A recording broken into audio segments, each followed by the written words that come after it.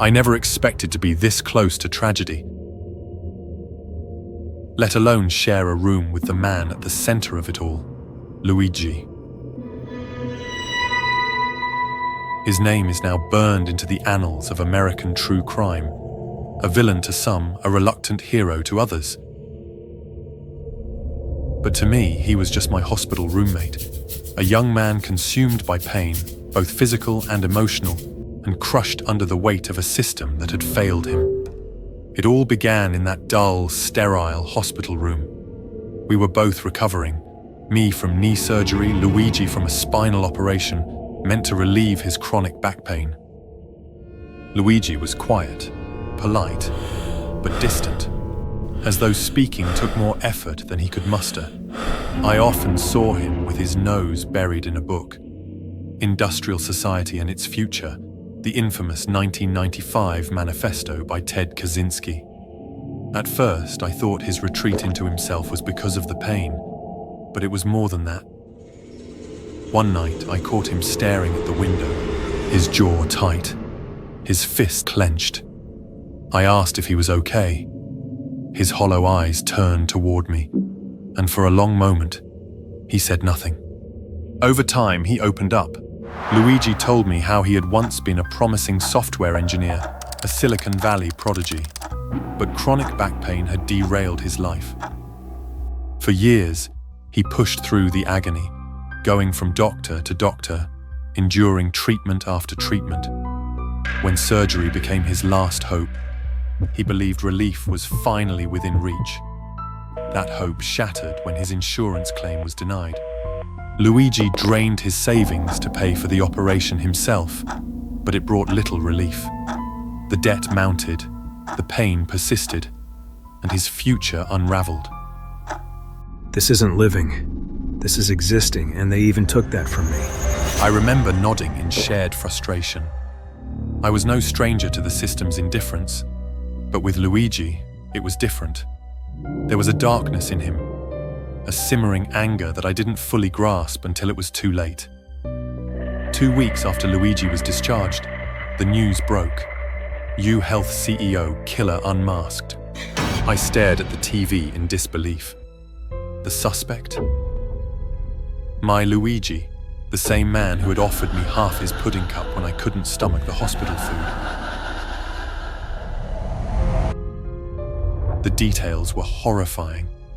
On the morning of December 4th, Luigi waited outside the New York Middletown, where Brian was attending an annual investor meeting.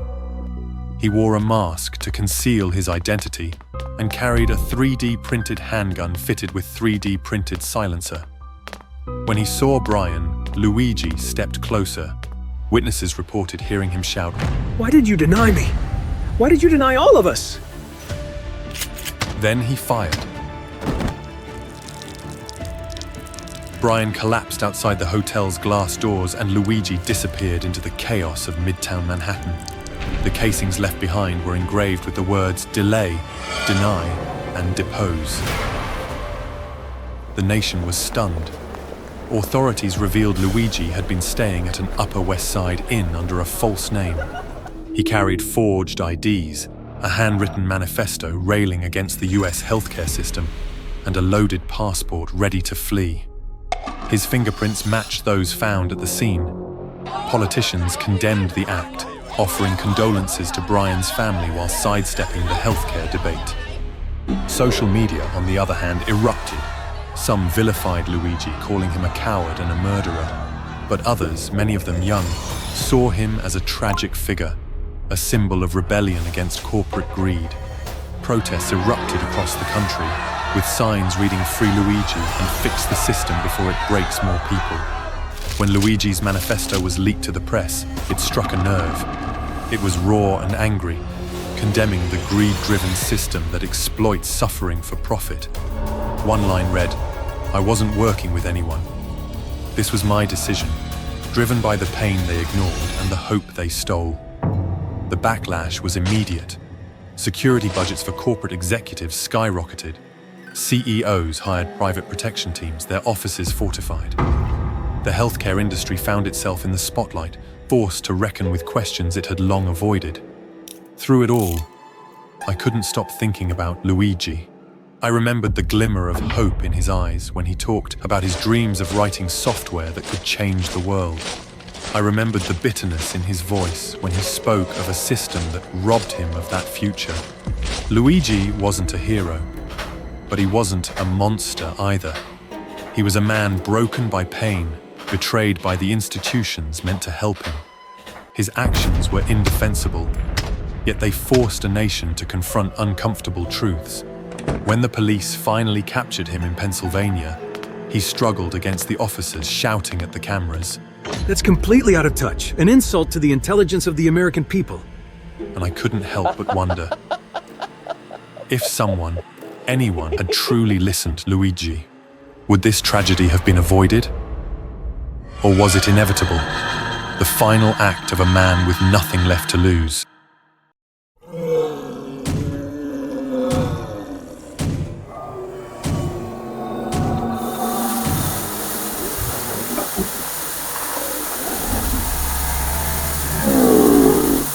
I'm a microbiologist. My specialty? Fungal and viral mutations. If it's gross, dangerous, or involves things sprouting out of places they shouldn't, I'm your guy. It's a dream job. If your dreams include endless pressure, angry bosses, and occasionally dodging test subjects that want to eat your face. Most days, I wanted to curl into a ball and scream, but instead I trudged on, wearing my lab coat like a cape of martyrdom. Then one day, I thought, what if I didn't have to? The idea hit me like a runaway pipette. What if I turned myself into one of those creatures? Temporarily, of course. I'd be too sick to work, collect my occupational hazard insurance, and finally relax.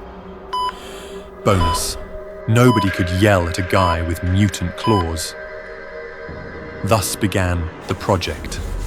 I concocted a gas designed to mutate human bodies for 3 days. The fungal compound would dissolve and reconfigure tissue, creating temporary, horrifying mutations before self-destructing. Side effects included mild swelling and a rash, basically the flu with an extra dose of nightmare fuel. Perfect for taking a break without worrying about anyone dying. Step 1. Test it on myself, because that's always the best idea, right? I dipped my finger into the glass jar containing the gas. At first, nothing happened. Then, everything happened. The skin on my finger turned black, sprouting tiny fungal threads that twisted and curled like they had a vendetta. My veins popped like black lightning bolts, and my hand ballooned into a grotesque claw. The pain was intense. But an hour later, it was over. My hand was back to normal, save for some itchy redness. I even high-fived myself with my non-mutated hand for pulling it off. The plan was working. By lunchtime, everything was ready. I figured I'd reward myself with a nice last meal before my vacation. A bowl of pho never tasted so good.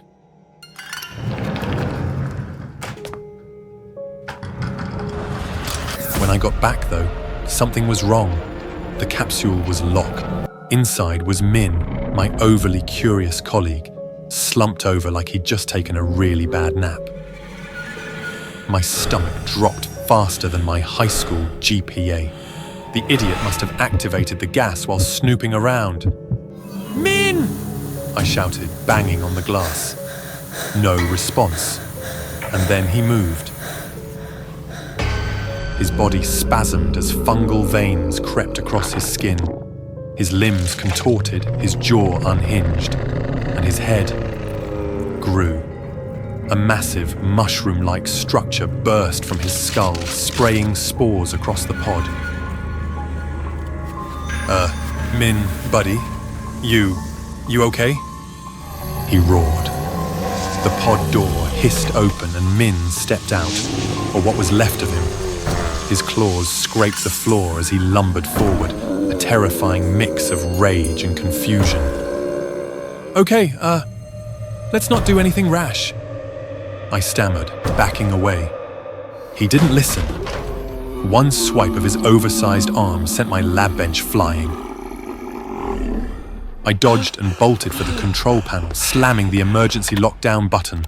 The lab door sealed shut with a satisfying clang.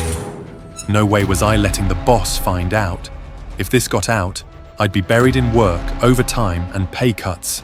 This mess was mine to fix. Unfortunately, Min wasn't a fan of locked doors. He pounded on the reinforced glass, cracks spiderwebbing with each hit. I needed a plan. Fast. Grabbing a fire extinguisher, I crept toward him. The second he broke through, I let loose a blizzard of foam, momentarily blinding him. He howled, swiping wildly, but I managed to activate the decontamination system.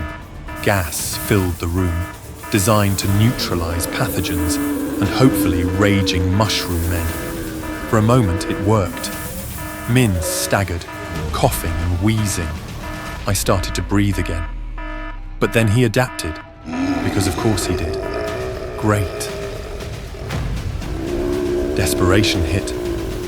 My eyes darted to the capsule, the one thing that could even the odds. If I mutated myself, I might stand a chance. I sprinted for it, sliding into the pod like an action hero. But when I hit the activation button, nothing happened. Sparks flew from the control panel. Min's earlier rampage had severed the power supply. Of course!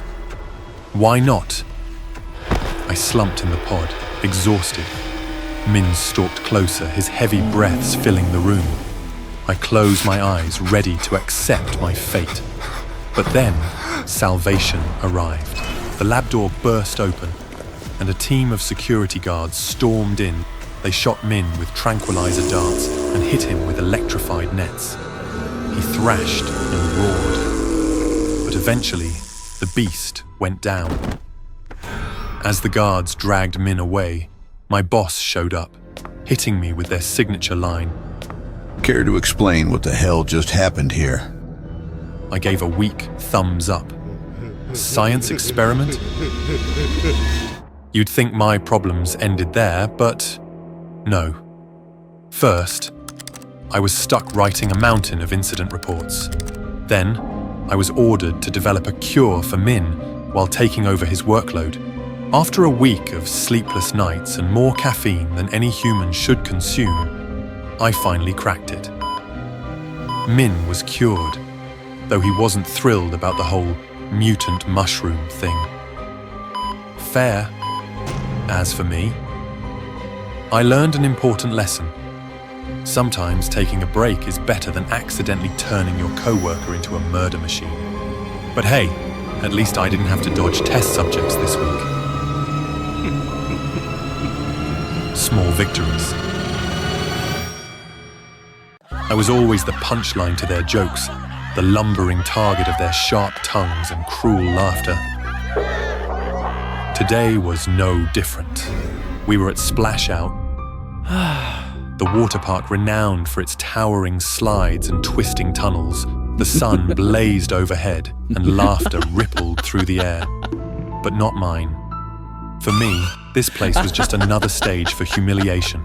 The gang, my so-called friends, clustered around me near the entrance of the Turbo Twist. It was a short, narrow slide nestled among the towering giants of the park, but its reputation was deceptive. It was tighter than it looked, almost claustrophobic. Bet you wouldn't fit. Matt sneered, his voice dripping with mockery. The others erupted in laughter. My stomach churned as I climbed the steps to the slide. The rough concrete bit into my bare feet, each step amplifying the knot in my chest. At the top, the lifeguard gave me a dubious look but said nothing as I positioned myself on the slick edge. I hesitated, my gaze darting to the entrance of the slide.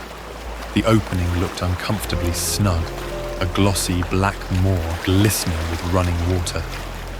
I could feel their eyes on me, waiting for my inevitable retreat. Heat flushed my face, not from the sun, but from the shame simmering under their scrutiny. "Fine, I'll do it." Their laughter turned into whoops of mock encouragement. The cool touch of the water against my legs sent a shiver up my spine. I pushed off, the initial rush of momentum making my heart leap. For a moment, it was exhilarating. The darkness of the tube enveloped me, water splashing against my sides. But then I felt it, the slide narrowing around me. My shoulders scraped against the slick walls, the friction slowing me down. Panic clawed at my throat as I realized I was stuck. I tried to wiggle, to shift my weight forward, but the slide gripped me like a vice. The flow of water, relentless and uncaring, pooled around me, rising quickly. The water was up to my chin now, surging against my face. I craned my neck, desperate to keep my mouth and nose above the rising tide. My breaths came in shallow gasps, the air in the tube thick and humid. I thrashed, trying to free myself, but the effort was futile. My skin scraped against the abrasive surface, and I felt a burning sting on my arms and sides. With each attempt to move, the pain intensified. The water pressed against my body, forcing me tighter into the unforgiving tube.